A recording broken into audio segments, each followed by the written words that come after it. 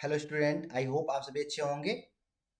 आप सभी का स्वागत है एक बार फिर हमारे भूदर्शन सीरीज में। आज हमारा लेक्चर है 6 भूदर्शन सीरीज का। इसमें हम डिस्कस कर रहे हैं गत वर्षों के महत्वपूर्ण मैप के प्रश्नों की क्लास है। मोस्ट इंपॉर्टेंट क्वेश्चंस हैं ये, क्योंकि जो मैप का अभी तक पूछे गए प्रश्नों से हम ये जो अभी पूछा गया है वो डिटेल आपको यहाँ पर बता रहे हैं।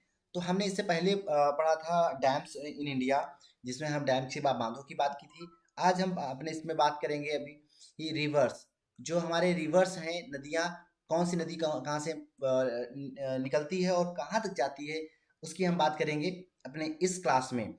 और ये जो भी रिवर्स हैं ये लास्ट ईयर आपके बोर्ड एग्जाम में पूछी गई हैं, इसलिए ये मोस्ट इम्पॉर्टेंट हो जाती हैं।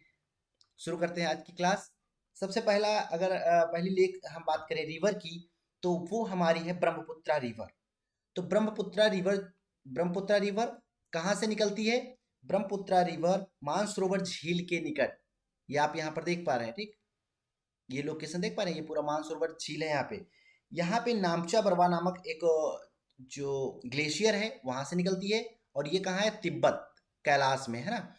और तिब्बत में ये सांगपो के नाम से बहती है, आप देख पा रहे होंगे, मैं बना रहा हूँ। उसके बाद ये एंटर करती है अरुणाचल प्रदेश में।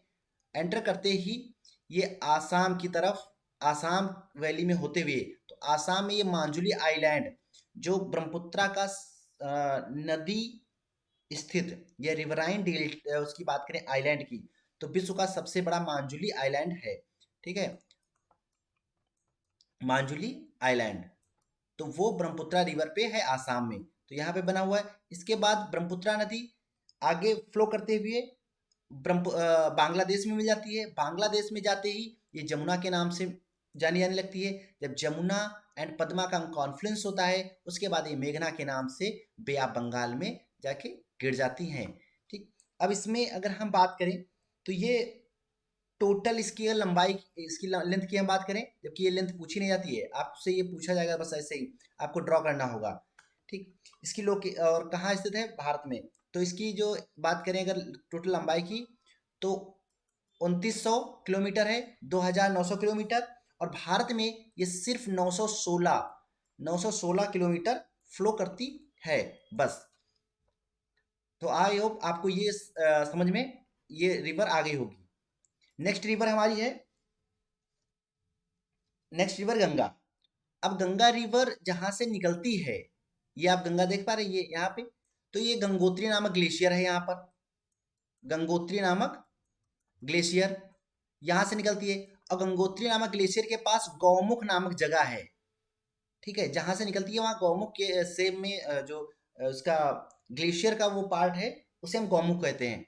तो उत्तराखंड से निकलकर गौमुख के पास से, तो इसे गौमुख कहाँ है? उत्तराखंड में, ठीक है। उत्तराखंड के कहाँ? उत्तरकाशी जिले में, है ना, उत्तरकाशी जिले में गंगोत्री नामक हिमनद से निकलकर, तो उत्तराखंड, उत्तराखंड में जब पहाड़ों से मैदानी भाग में जब आती है, तो वो रीजन कौन सा है? वो है हरिद्वार, है ना। यहाँ पर हरिद्वार है, मैदानी भाग में आ जाती है। उसके बाद ये उत्तर प्रदेश में बहती हुई इलाहाबाद, साथ में जो जिसे हम प्रयागराज कहते हैं, कानपुर शहर इसके जो तट पे हैं। इसके बाद ये बिहार में प्रवेश कर जाती है, पटना इसके तट पर बसा हुआ है। बिहार के बाद ये, बिहार के बाद पश्चिम बंगाल में प्रवेश करती है। और पश्चिम बंगाल में प्रवेश करते ही तो अलकनंदा एक भाग, और इसकी जो डिस्ट्रीब्यूटरी है, जो वितरणिका है, वो हुगली के नाम से कोलकाता होते हुए बे ऑफ बंगाल में गिर जाती है। और एक इसकी शाखा पद्मा के नाम से बांग्लादेश में बहती है, और आगे जाके जमुना यानी ब्रह्मपुत्रा से कॉन्फ्लुएंस करती है। करने के बाद ये मेघना के नाम से बंगाल की खाड़ी में जाके गिर जाती है। तो गौमुख गंगोत्री नामक ग्लेशियर उत्तरकाशी उत्तराखंड से निकलती है, और पश्चिम बंगाल, पश्चिम बंगाल या सुंदरवन के डेल्टा पर आके या बे ऑफ बंगाल में गिर जाती है, पश्चिम बंगाल के पास। दूसरी रिवर हो गई। अब हम बात करेंगे इसी सीरीज में तीसरी, तीसरी रीज हमारी है कृष्णा रिवर। गंगा, गंगा के बाद हम बात करेंगे कृष्णा रिवर। तो आप देखते रहिए कृष्णा रिवर, कृष्णा रिवर हमारी साउथ से है, ये आप देख पा रहे होंगे यहाँ पर। ये कृष्णा रिवर। तो कृष्णा रिवर दूसरी सबसे बड़ी नदी है कहाँ की? दक्षिण भारत की। ये महाबालेश्वर, यहाँ पर महाराष्ट्र में महाबालेश्वर पहाड़ियां हैं के पास से यहाँ से निकलती है, ठीक है, जो पश्चिमी घाट में है। और यहाँ से निकलकर निकलकर महाराष्ट्र से कर्नाटक राज्य में, कर्नाटक राज्य से आंध्र प्रदेश, यानी तेलंगाना और आंध्र प्रदेश बॉर्डर के पास से आंध्र प्रदेश में जो है प्रवेश करती है। और प्रवेश करते ही इस आगे बढ़ती जाती है और इसी पर नागार्जुन सागर डैम बना हुआ है। आगे जाके ये बंगाल की खाड़ी में गिर जाती है, ठीक है। इसकी सहायक नदियों की बात करें तो यहाँ पर आप तुंगभद्रा देख पा रहे हैं, मेजर और भीमा। इसकी दो सहायक नदियां प्रमुख हैं जो आप अभी यहाँ देख पा रहे हैं। आपसे ये नहीं पूछी जाएंगी, लेकिन आप तुंगभद्रा को याद रखिएगा, तुंगभद्रा, ठीक है। तो यही चलो पढ़ लेते हैं। तुंगभद्रा वेस्टर्न घाट से निकलती है, ठीक है, कर्नाटक से ही निकलती है। और निकलकर तुंग और भद्रा नामक दो नदियां हैं यहाँ पर, उसके कॉन्फ्लुएंस से बनती है। और आगे जाकर ये आंध्र प्रदेश के पास, आंध्र प्रदेश तेलंगाना बॉर्डर पे ये कृष्णा नदी से मिल जाती है, ठीक है। आई होप आप दोनों नदियों को समझ गए होंगे। कर्नाटक राज्य से निकलती है पश्चिम घाट से, पश्चिम घाट है पूरा, और निकलकर तुंगभद्रा कर्नाटक में बहती हुई आंध्र प्रदेश और तेलंगाना के बॉर्डर पे कृष्णा नदी से मिल जाती है। और कृष्णा नदी की सहायक नदी है तुंगभद्रा।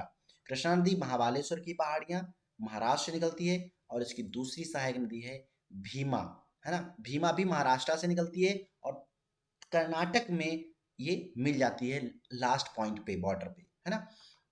आई होप आपको ये दोनों नदियां समझ आ गई होंगी, तुंगभद्रा भी, ठीक। अब हम बात करेंगे अपने इसमें रिवर सिस्टम में। रिवर सिस्टम में बात करेंगे यमुना नदी की। यमुना नदी यमुना नदी निकलती है यमुनोत्री से, यमुनोत्री नामक ग्लेशियर से, ठीक। बंदरपुछ श्रेणी यमुनोत्री, यहाँ पर यमुनोत्री जो ग्लेशियर बंदरपुक्ष नामक श्रेणी है, इसमें यमुनोत्री हिमनद से निकलती है। और निकलकर उत्तराखंड से निकलकर ये हरियाणा और उत्तर प्रदेश के बॉर्डर से रिलेटेड, मतलब सटे हुए दिल्ली के बॉर्डर से पास से बहते हुए उत्तर प्रदेश, और उत्तर प्रदेश में बहते बहते ये आगे जाके प्रयागराज में, जिसे हम संगम कहते हैं, इलाहाबाद में मिल जाती है गंगा से।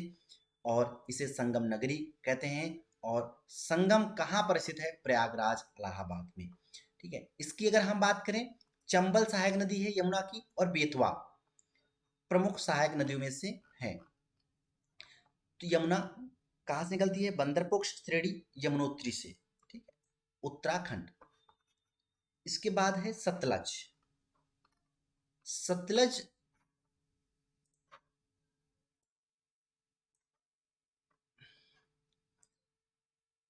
या नहीं, महानदी, महानदी इस लाइन सीक्वेंस से बात करेंगे। महानदी, ठीक है, महानदी की बात करेंगे तो महानदी निकलती है अमरकंटक, ठीक। ये मध्य प्रदेश का रीजन है, ये मध्य प्रदेश है, ये मध्य प्रदेश और छत्तीसगढ़ का बॉर्डर है। मध्य प्रदेश, छत्तीसगढ़ और महाराष्ट्र, तो यही यहाँ महानदी है। ये पूरा रीजन जो है वो अमरकंटक पहाड़ियों का है। ये अमरकंटक की पहाड़ियां यहाँ पर है इस रीजन में, ठीक। तो यही अमरकंटक पहाड़ी से के दक्षिण में जो सिहवा, सिहवा जो है धमराती, धमराती जिला छत्तीसगढ़ का, ठीक है, धमराती जिला जो छत्तीसगढ़ का सिहवा के पास, अमरकंटक की दक्षिण साइड में सीमा के पास से निकलती है। छत्तीसगढ़, छत्तीसगढ़ में बहते बहते महानदी आगे जाती है, उड़ीसा में प्रवेश करती है। उड़ीसा में प्रवेश कर कर इसी पर महानदी पर हीराकुंड बांध बना हुआ है, ठीक है। इसके बाद ये बे ऑफ बंगाल में गिर जाती है। बस आपको लोकेशन शो करने का आएगा और स्टेट के नाम। और इसकी सहायक नदी की बात करें तो तेल इसकी एक सहायक नदी है जो कि यहाँ पर अभी है, ठीक। प्रमुख सहायक नदी कहाँ से निकलती है? अमरकंटक जो श्रेणी है उसके दक्षिण छत्तीसगढ़ के सिंहवा में, छत्तीसगढ़ के पास से। महानदी की हम बात कर रहे थे। इसके बाद हम बात करेंगे तापी की। तापी या ताप्ती दोनों एक ही का नाम है, चाहे हम ताप्ती बोल लें या तापी बोल लें, ठीक है, दोनों एक ही नदी है। ये बैतूल जिला जो मध्य प्रदेश का है, बैतूल जिला से निकलती है, अमरकंटक की पहाड़ियां ही हैं। ये भ्रंश घाटी में बहती है और आगे जाकर सूरत के पास ये मध्य प्रदेश के बाद फिर एंटर करती है महाराष्ट्र, और महाराष्ट्र से गुजरात। गुजरात में सूरत के पास खंभात की खाड़ी, आपकी खंभात की खाड़ी है, इसमें जाके ये खाड़ी में मिल जाती है। तो निकलती है बैतूल जिला, अमरकंटक पहाड़ियाँ, कहाँ, मध्य प्रदेश। ये एक भ्रंश घाटी में, क्योंकि ये यहाँ पर ये सतपुड़ा रेंज है, फिर उसका नर्मदा और फिर विंध्य रेंज ये है पूरी, ठीक। तो बहती है। इसके बाद हमारी अगर हम बात करें तो यहीं पे हम नर्मदा की भी बात कर लेंगे। नर्मदा इसी के पास ये अमरकंटक पहाड़ी से निकलती है, ठीक, छत्तीसगढ़ और उसके बॉर्डर के पास से। और निकलने के बाद ये आगे चलकर गुजरात में ये भ्रंश घाटी में बहती हुई, मध्य प्रदेश में ही भ्रंश घाटी में बहती हुई नर्मदा नदी फिर गुजरात में चली पहुंच जाती है, एंटर करती है। और गुजरात में जब एंटर करती है, कहाँ, भरूच के पास। ये आप देख रहे हैं, ये कट देख पा रहे हैं, ये मैप में देख रहे हैं, इसी पे आप लोकेट कर दीजिएगा, इसी को आप अपना बेस बना लीजिए, है ना। इसी को आप अपना बेस, ये पॉइंट आपका बेस है, यहाँ पे मिलती है, ये भरूच है यहाँ पर, ठीक है। भरूच गुजरात में आपको ऐसे ही लोकेट करना है, पॉइंट में नहीं शो करते, लीनियर शेप है इसका, ठीक है। तो गुजरात में भरूच के निकट ये बंगाल की खाड़ी, ये पूरी बंगाल की खाड़ी है, सॉरी, खंभात की खाड़ी, खंभात की खाड़ी है। खंभात की खाड़ी में आपकी ताप्ती भी गिरती है, नर्मदा भी गिरती है। फिर इसके बाद आती है माही, माही रिवर। माही रिवर भी आपकी खंभात की खाड़ी में, ये विंध्य रेंज के पास से निकलती है और मध्य प्रदेश से राजस्थान, राजस्थान से गुजरात, और ये भी खंभात की खाड़ी में जाके गिर जाती है। साबरमती भी आपकी खंभात की खाड़ी में आके गिरती हैं। ये सब पश्चिम की ओर बहने वाली रिवर है। लूनी रिवर की हम अगर बात करेंगे तो ये अजमेर के दक्षिण पश्चिम में, ठीक है, नाग पहाड़ी से निकलती है। लूनी नदी ये आप देख पा रहे हैं, ये आपका यहाँ पर अजमेर है, दक्षिण पश्चिम से ये निकलती हैं। दक्षिण पश्चिम में नाग पहाड़ी के पास से, अरावली की श्रेणी श्रेणी में नाग पहाड़ियां हैं। और ये आगे जाकर राजस्थान में ही रनाप कक्ष में जाके विलीन हो जाती है, रनाप कक्ष में ही विलुप्त हो जाती है या खो जाती है अपने वाटर को, ये कहीं नहीं मिलती है। तो अजमेर के पास से लूनी, और ये सब पश्चिम की ओर बहने वाली नदियां हैं, चाहे लूनी, साबरमती, माही, नर्मदा और ताप्ती। आई होप आपको ये नदियां क्लियर हो रही होंगी। आपको बस जो हम लोकेशन बता रहे हैं वही आप पिन पॉइंट करते रहिए, बस ये, इससे अलावा कुछ भी मैप में नहीं आएगा जो मैप बेस है। इसके बाद हम बात करेंगे गोदावरी की, अपने इसमें गोदावरी की बात करेंगे। गोदावरी रिवर इसी पे नासिक के पास से निकलती है गोदावरी। ये यहाँ पर ऐसे पहाड़ी है, ठीक है, गोदावरी पहाड़ी, सॉरी, गोदावरी नदी सबसे बड़ी नदी है दक्षिण, इसे हम दक्षिण की गंगा भी कहते हैं, या ब्रतगंगा के नाम से भी जाना जाता है। यह महाराष्ट्र के नासिक जिले से निकलती है, ठीक, पश्चिम घाट में, कहाँ, त्र्यंबक नामक पहाड़ियों से। ये त्र्यंबक नामक पहाड़ियां हैं नासिक में, वहीं से निकलती है। महाराष्ट्र में निकलकर नासिक में ही इस पे कुंभ लगता है, जो महाराष्ट्र में लगता है। गोदावरी फिर महाराष्ट्र में बहती हुई इसके बाद तेलंगाना में एंटर करती है, और तेलंगाना के बाद ये बॉर्डर छत्तीसगढ़ से बनाते हुए, ठीक, उसके बाद ये आंध्र आंध्र प्रदेश में प्रवेश कर कर ये भागों बटकर ये बंगाल की खाड़ी में मिल जाती है। कौन, गोदावरी नदी। गोदावरी नदी के बाद दामोदर नदी आती है हमारी, दामोदर नदी, सुवर्ण रेखा, दामोदर नदी को हम नेक्स्ट मैप पे समझेंगे, और यहीं पे दामोदर नदी है। उसमें इसलिए समझाते हैं ताकि आपको इजी से समझ में आ जाए। फिर हम बात करेंगे कावेरी की, अपनी कावेरी नदी की, है ना। कावेरी नदी कावेरी नदी को आप ऐसे भी लिख सकते हो, और आप कावेरी ऐसे भी लिख सकते हो, ठीक है, दोनों तरफ। तो कावेरी रिवर जो है ये कर्नाटक राज्य निकलती है। कुर्ग जिला है कर्नाटक में। कुर्ग जिला जो कि ब्रह्मगिरी की पहाड़ियां हैं, ब्रह्म की पहाड़ियों से निकल कर ये कर्नाटक, पहले कर्नाटक में, कर्नाटक के बाद फिर तमिलनाडु राज्य में प्रवेश करती है, और तमिलनाडु राज्य के बाद ये आगे जाकर बंगाल की खाड़ी में गिर जाती है। ठीक है, बंगाल की खाड़ी में गिर जाती है। तो कर्नाटक और तमिलनाडु, कावेरी नदी के जल को लेके कर्नाटक और तमिलनाडु के राज्य के बीच विवाद भी चलता रहता है। ये कॉन्फ्लिक्ट रिवर है दो राज्यों के मध्य। इसके बाद अब हम बात करेंगे अपनी एक नेक्स्ट रिवर के बारे में, जो कि हमारी कोसी है ना। कोसी, कोसी रिवर, इसे हम बंगाल का बिहार का शोक भी कहते हैं, सॉरो ऑफ बिहार। इसका जो उद्गम है वो नेपाल में है। ये आप देख पा रहे हैं, यहाँ पर नेपाल में है इसका उद्गम, और नेपाल से ये 7 धाराओं में अलग अलग बहती है। 7 धाराओं में बहने के बाद ये आगे चलकर नेपाल के बाद 7 धाराओं में बहते बहते बहते हुए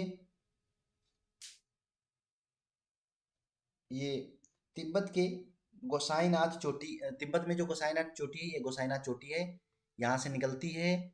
नेपाल में 7 धाराओं में अलग डिवाइड होती है, यहाँ पर नहीं है लेकिन 7 धाराओं में रहती है। उसका हम जिक्र नहीं करेंगे, अभी हम सिर्फ बोर्ड के एग्जाम के हिसाब से पढ़ेंगे। ठीक, डिटेल स्टडी फिर बाद में करेंगे। इसके बाद ये बहते हुए नेपाल के बाद बिहार में एंटर करती है, और बिहार में करने के बाद ये आगे जाकर गंगा में मिल जाती है, और गंगा में बिहार के काठगोदाम जिले के पास मिल जाती है, गंगा में, ये सबसे लास्ट में। ठीक, तो इसे सारो ऑफ बिहार या बिहार का शोक भी कहते हैं, क्योंकि ये नदी अपना मार्ग बहुत जल्दी परिवर्तित करती है। अपने मार्ग परिवर्तन के लिए ये कोसी नदी जानी जाती है, बिहार में फ्लो करती है, मुख्य रूप से भारत में हम बात करेंगे तो। ठीक, आप देख पा रहे हैं लोकेशन, बस ऐसे आपको बना देना है और लिख देना है। नेपाल कम्मे ओरिजन, तिब्बत जो पहाड़ियाँ हैं, गोसाईनाथ पहाड़ियाँ, चोटियाँ, ठीक है, उनसे निकलती है। इसके बाद कावेरी हो गई हमारी, दामोदर नदी अभी नहीं हुई है, ताप्ती हो गई, महानदी हो गई, यमुना हो गई। अब हम नेक्स्ट मैप में चलेंगे ताकि थोड़ा इजी हो जाए आपको समझना, है ना। सॉरी, इसमें एक ही मैप है, ओके, कोई नहीं, नो इशू। मैं आपको यहाँ पर हम बता रहे हैं, ठीक है। इसमें सतलज नदी, हम पहले चलते हैं सतलज के पास, क्योंकि अभी हमारी नर्मदा, लूनी, ताप्ती हो गई, कोशी हो गई, सतलज नहीं हुई है, ठीक है। तो सतलज नदी के पास चलेंगे हम, सतलज रिवर, ठीक है, चिनाब, ब्यास, सतलज। तो सतलज जो है, सतलज राकसताल तिब्बत से निकलती है। सतलज कहाँ से निकलती है? राकसताल, ये राकसताल मानसरोवर के आसपास ही है, तिब्बत से निकलती है, निकल के हिमाचल प्रदेश में प्रवेश करती है, शिवकला दर्रे से हिमाचल प्रदेश में प्रवेश करके, और हिमाचल प्रदेश में बहती हुई इसी पे, यहीं पे सतलज नदी पे ही बना है हमारा गोविंद सागर लेक और भाखड़ानागल डैम। ठीक, इसके बाद ये एंटर करती है पंजाब में, चंडीगढ़, पंजाब चंडीगढ़ होते हुए, फिर ये आगे जाकर पाकिस्तान में बहती हुई सिंधु की सहायक नदी बन जाती है, सिंधु में मिल जाती है। और ये सिंधु की बड़ी सहायक नदियों में से एक है सतलज नदी, और सतलज की सहायक है ब्यास। ठीक, सतलज की सहायक है ब्यास नदी, ब्यास नदी। इसके बाद हम, अब एक हमारी रिवर है दामोदर। ठीक, हम दामोदर की अब बात करेंगे। दामोदर को भी दामोदर को बंगाल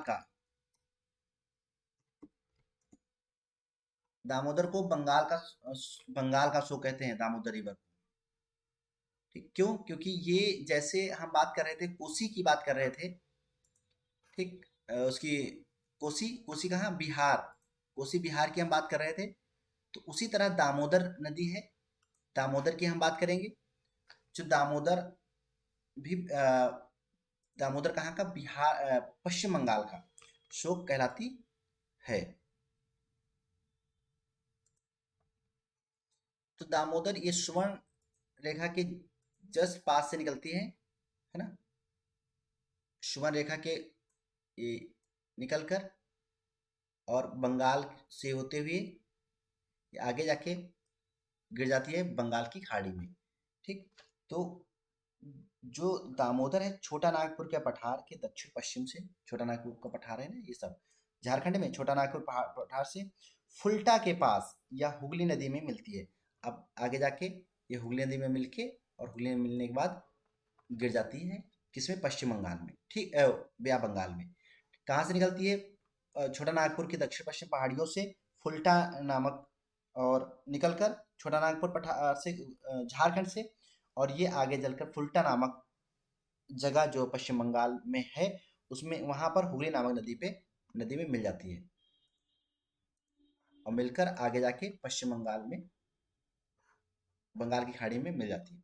आई होप आपको ये रिवर समझ में आ गई होंगी। ये कुछ प्रमुख रिवर थी। आज की जो है क्लास थोड़ा स्पीड में है, कोई बात नहीं। So thank you so much. I hope आपको आज की क्लास पसंद आई होगी, और जो इम्पोर्टेंट जो हमारी रिवर्स हैं हमने उनको डिस्कस किया है यहाँ पे। रिवर्स, आपको क्लास कैसी रहेगी प्लीज कमेंट बॉक्स में जरूर बताइएगा, और अगर आप नए हैं तो प्लीज सब्सक्राइब कर लीजिएगा, और साथ में अगर पुराने हैं तो अपने दोस्तों के साथ शेयर कर दीजिएगा। इंस्टाग्राम और फेसबुक एंड टेलीग्राम पे आप हमको फॉलो कर सकते हैं। Thank you so much.